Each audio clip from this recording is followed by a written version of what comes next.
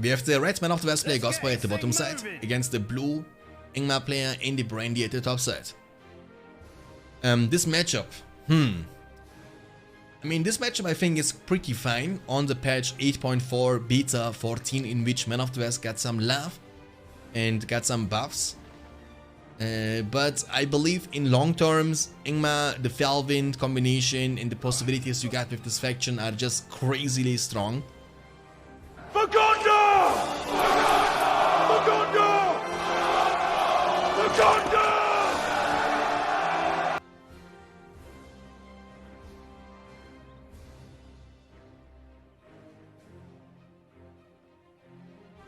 The age of men is over.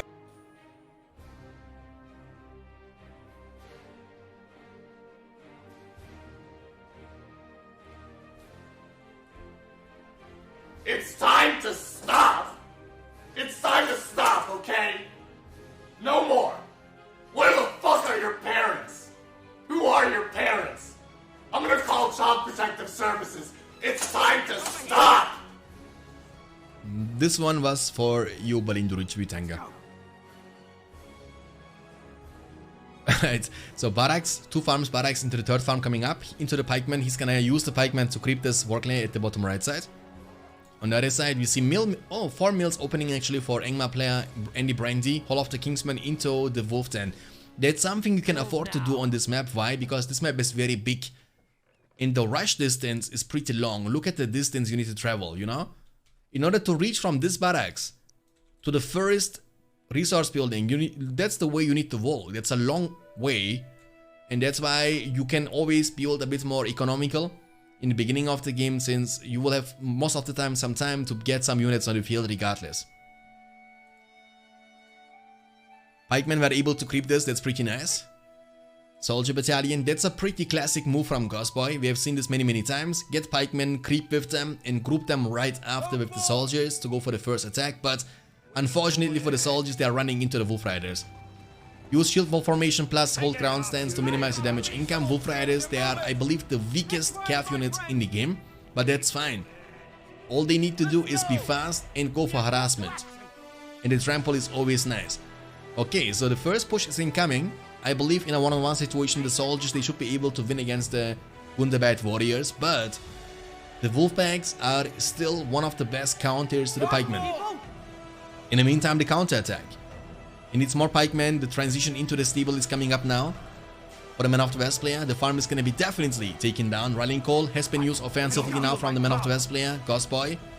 Trying to get to the mill. He will be able to get to the mill. Warchen is going to be used defensively, and you see the Pikemen are falling like they're nothing. But this mill is going to be also taken down regardless. So 1 for 1. The builder has to be careful. Hopefully it's not going to lose him. Gondonites are crucial in this map, because this map once again is a quite big map. What does this emote mean? It's like hehe, you know, like, I don't know. Doesn't mean too much. Love to see Wolfies in every time. Yeah, Wolves are pretty nice. The Wolfpacks, especially when they get the heavy spike collar upgrade, they are so tanky. Even though I need to say that they got nerfed many times. So in the 8.4 patch they used to be OP. With this upgrade they can even fight against anything else but Pikemen. That's how strong they were. 400 command points for Man and 350 for Ingmar, who let the Wolves out. And this combination gives you the chance to have counter to everything. You know, the Wolfpacks, once again, one of the best counters against Pikemen. And the Wolf Riders counter to the archers slash to the Gondor soldiers. Gondonites. And if you have to deal with this many Ingmar units, what is good in this matchup is definitely Eomer or Eowyn, or both at the same time, because the smite ability from Eowyn, the ranged spear throw ability, can actually one-shot the Trollmaster unit.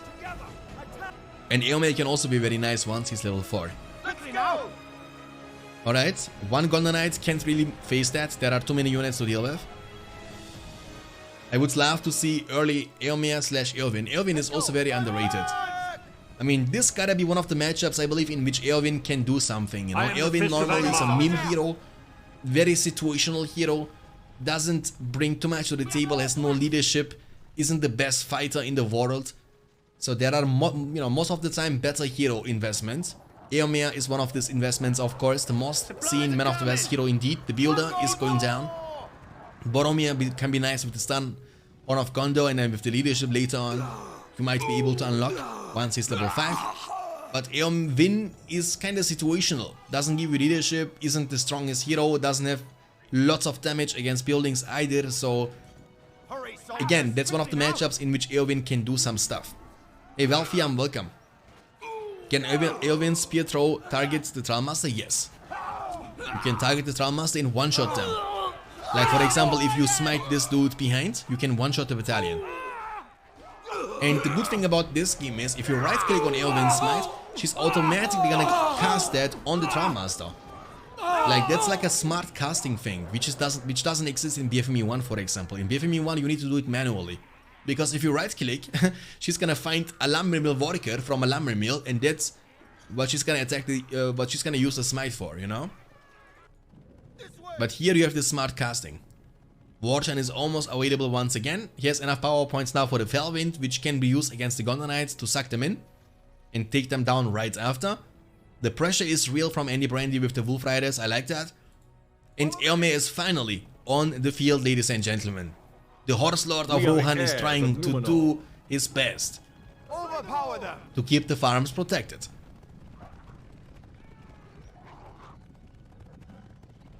Okay. I wish we see more Sorcerer. Yeah, same. Also very situational units. Can be good in some situations. It's super rare in 1v1 matches.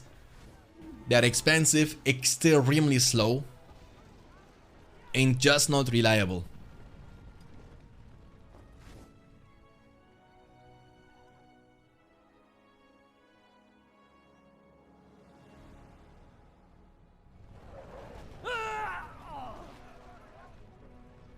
Oh, don't lose this. Oh my goodness, don't! Oh, that's the second builder he's losing now within 2 minutes. Oh, that hurts. That actually hurts, boys. Now the counterattack has to be successful. Was he able to destroy this mill? Yes, okay, that's fine. This mill is level 2, but I believe he won't be able to reach out to this one yet. Ingmar is going for the 10 power points, it looks like. I am the Fist of Angmar. Oh, Black Numenorians. Okay, nice, dude. I like that. Units we don't get to see very often in this game. One of the strongest swordsmen in the game. Also the most expensive ones. Alongside with Urukai and Half-Dwarf Swordsman. Okay, 10 power points collected now for Ingmar. After the War Chant, which might lead him to the Orc Summon. Potentially. Orc Summon is nice because that's gonna lead you again to the Giant Summon. Which might be the game-winning move if you can take down the fortress with the Giant Summon. But once again, the Giants got also nerfed in this patch. The damage output is nerfed. Orc Summon is gonna be indeed his choice. And I don't like that much, to be honest. You know, Fellwind is just too good to skip it. You don't wanna skip Fellwind. Fellwind gives you so much potential, you know what I'm saying? Trollmaster is down. Trample them down. Don't fight them in the melee fight like that. Eomer gives you leadership, of course. One trample, beautiful, well done. And that's why the Black Numenorians are never gonna be as good as Half-Dwarf Swordsmen. Even though they are equally as expensive. And Orc Summon, I'm not a big fan of that, because especially if he has, you know, Gondor Knights around, as he does, they will get trampled down the second you summon them, and they will be kinda useless. Warchan is gonna be used. Oh, nice catch here on the Gondor Knights. He's gonna be able to take them down. Fights all around the place, left and right. The Black Numenorians are killing those pikemen as they are trying to capture this one. Alright, Eomer is in a safe spot. Level 4 is gonna give you the chance to get money every time you kill enemy units. Spear throw should be right-clicked on. This way you can automatically cast that. We need more elite units, maybe rangers. Also, this farm has been taken down. And during all this time, the Man of the West plane is in a safe spot. It's a lone tower summon from Man of the West, but he has nothing to put inside the tower just yet. And lone tower summon without something inside the tower is not the best thing in the world. We are the king's men. Uh-oh. Oh my goodness, look at the harassment, boys. Looks like this level 2 farm is gonna be taken down as well.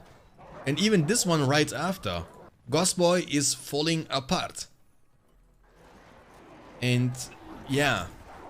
The tower is gonna be taken down. He has no rebuild, right? Nope, not even close.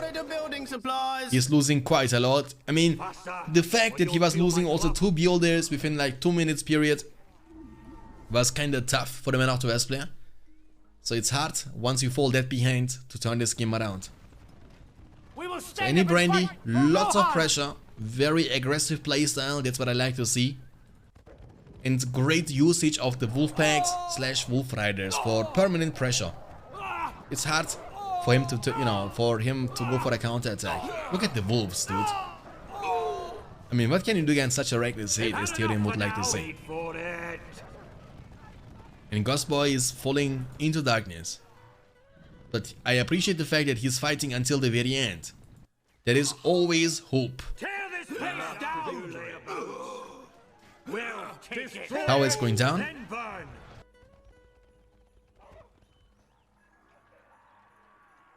Ghostboy can still clutch. Yeah, it's gonna be tough. I mean, he needs a miracle. Look at the power point difference. And the thing is, AndyBrandy has almost the power points he needs for the giant summon for game winning point. He needs only 5 more power points for that, and that's gonna be collected in no time, trust me. Look at the harassment with the wolf axe. 11 power points collected now. He's from Slovakia. Czech's party.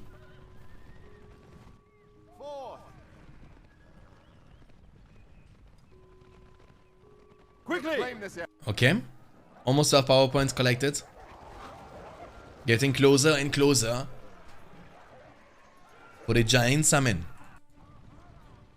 And all Man of the West player can do is try to buy some more time. But that's pretty much it.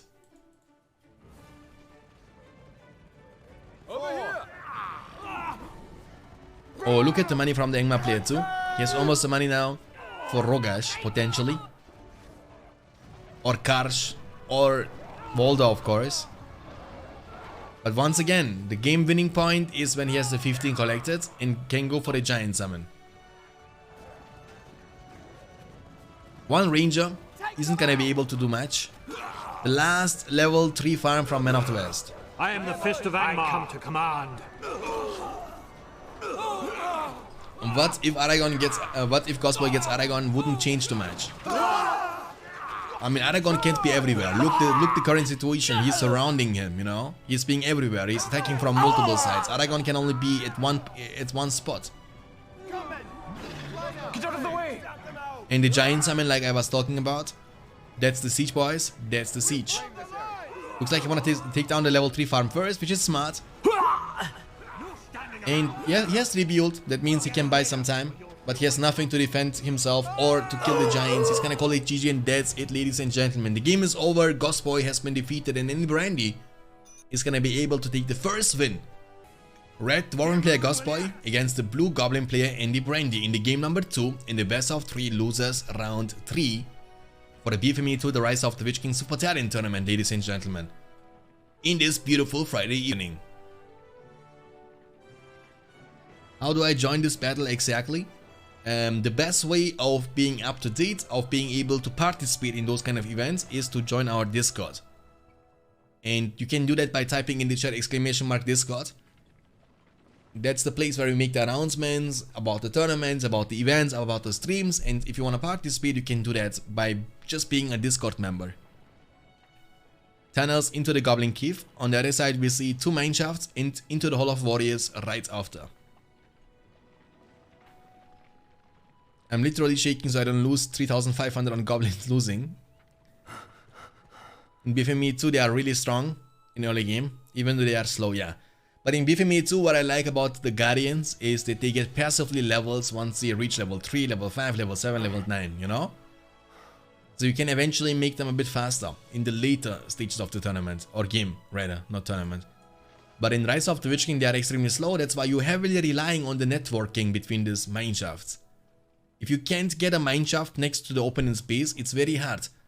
Because it's gonna take you ages to get from one side to the other side. But I believe that's a nice matchup for dwarves in a small map like that.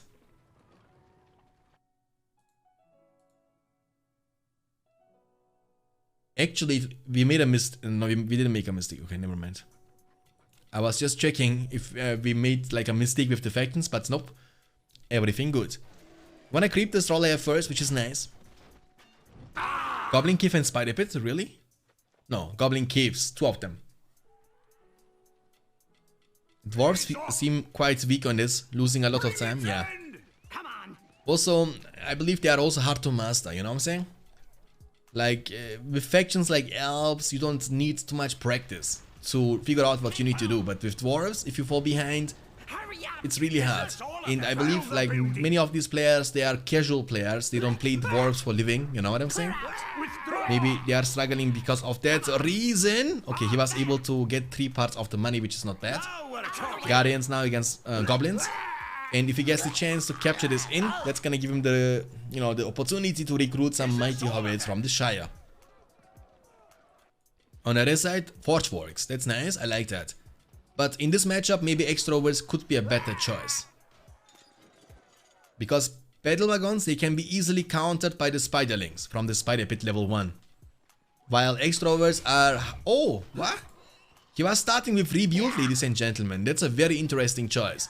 Even though, this can also be good in some situations. Why? Because Rebuild from the tree of the spellbook of dwarves is gonna lead you eventually to the dwarven riches. So once you have 10 power points collected, you can get to the dwarven riches, which is very similar to the industry from Isengard or Mordor. It's like a great money boost. If dwarves get an advantage though, I believe they will have a crazy potential in this match. Heroes like Gloin can also be very effective. And once again, the real obvious weakness is the lack of mobility. You are extremely slow. While goblins, on the other hand, are extremely fast. We've got a wagon ready here. Battle wagon ready here. And which kinda makes it impossible for you to catch the enemy units or to disengage from the enemy units. So most of the time you need to stand and fight. And if they try to disengage, just let them disengage. Look at the situation now, you can't run. The thing is, if you try to run, he's gonna deal so much damage for you as he's following you up all the time, you know what I'm saying?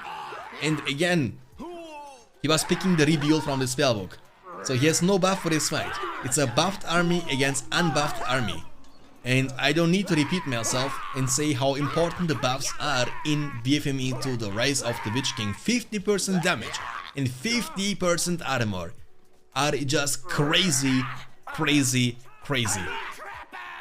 Small fights going on left and right.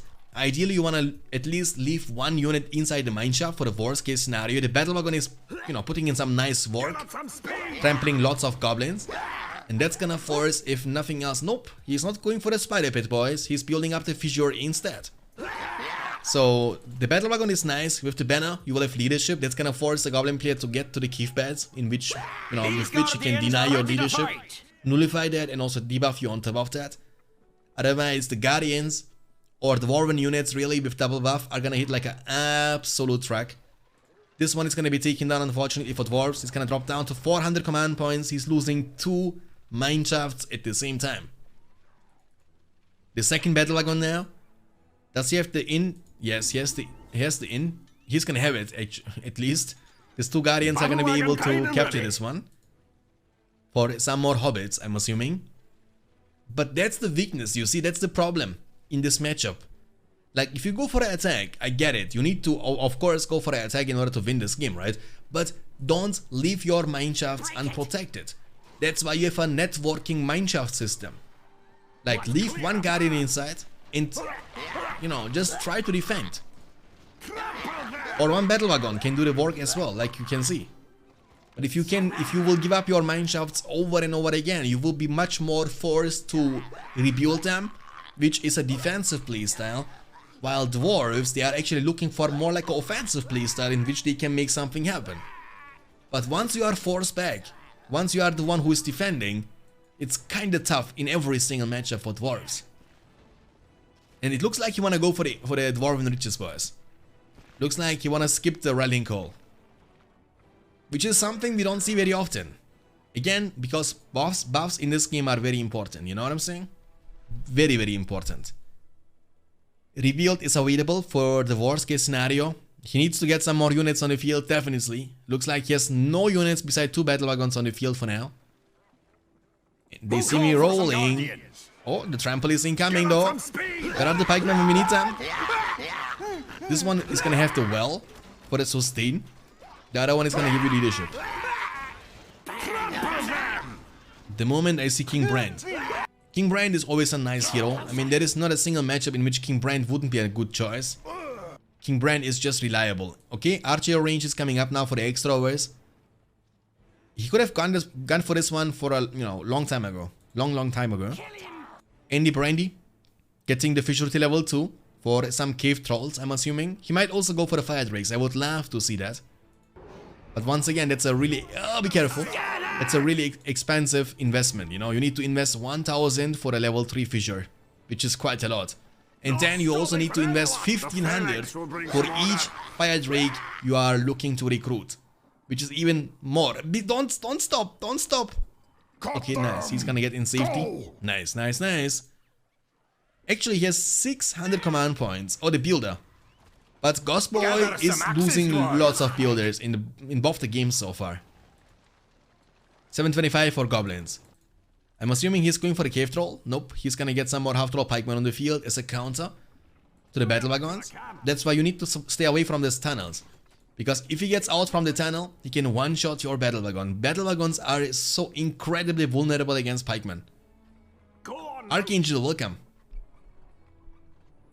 Okay, extra overs now.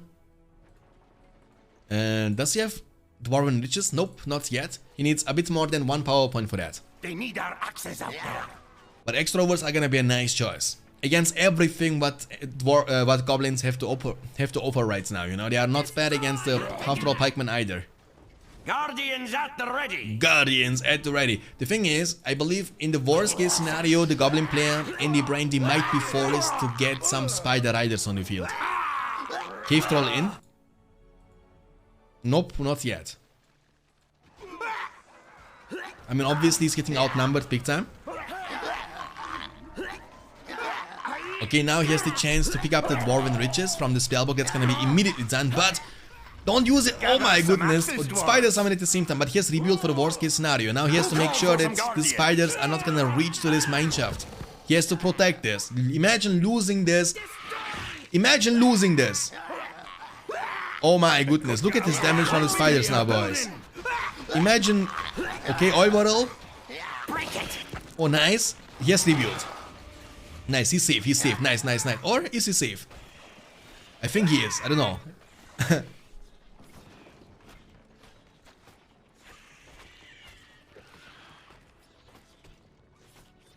Okay, he's safe. Very important to keep this one protected. This is very similar, almost identical with the industry from the Spellbook of Isengard or Mordor. But look at the pressure, boys. Look at the pressure. That's crazy. Battle wagons already now. Is he getting more battle wagons on the field? The answer is yes.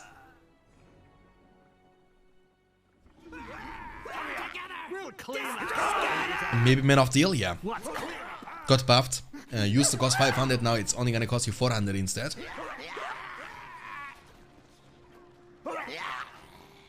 Okay. Look the money from him, but his command points capped, that's the problem. Get King Brand on the field. If you can, of course. Or Gloin, or Gimli. I mean, for Gimli, he has not enough money. But Gimli is nice. But the best hero for the leadership part, for the Mighty Rage and stuff like that would be, of course, if you want to go for more like a sportive hero, you need to go for King Dane. Also a very... Oh my goodness, look at the fire bombs from the Corsairs. It's gonna be taken down. That's it. He's dropping down to 350 command points only. He can't recruit any more units. He can't. His command points capped. And the pressure is so incredibly high on Ghostboy, you know what I'm saying? Like, he's under constant pressure. He's losing the builders and you need to eventually replace them. 24/7. which forces you to invest money just to be able to build stuff. And of course, this is gonna make you lose map control, and once you fall behind against goblins, they're gonna be able to pressure you 24/7. He's holding himself, trying his best to fight until the very end, but the end is near for dwarves in this game number 2, which is gonna be the deciding game. If AndyBrandy wins that, he's gonna move on, and eventually we might get the chance to see AndyBrandy in the next round facing against BFME right after, if BFME of course is around and is able to play. And let me tell you that much, AndyBrandy is looking very strong, like really strong. I was also able to see him playing BFME2 a couple of days ago against Ecterion. He was able to win against Ecterion 5-0. So AndyBrandy is looking really strong. I'm looking forward for the matches between him against BFME. Yes, it's BFME. 11 power points collected.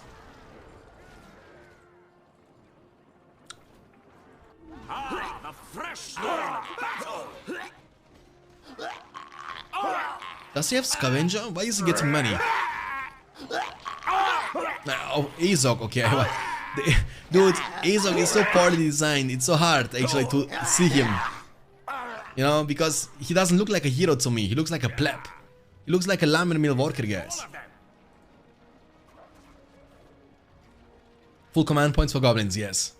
1000 command points. I mean, yeah, you know. He has now Azog for extra money. He can always build some lumber mills to get even more money. So he has so many possibilities now. Half-troll pikemen all around the place. Battle wagons can't commit, can't do anything. Will be slowly shooting from a safe distance, but that's all they can do. The damage you can see is nerfed big time. Fun fact, Gimli with Slayer can, Gimli with Slayer can kill everybody, dude. Like, there is nothing Gimli with Slayer can't take down. Gimli with Slayer is like Superman, you know what I'm saying? Like, Gimli is like Clark Kent, but once he has Slayer, he's like Superman, you know? Game over, boys. Game over, and also the tournament is over for Ghostboy. I still want to say thank you to Ghostboy for the participation, of course, in this event. That's all it matters, guys.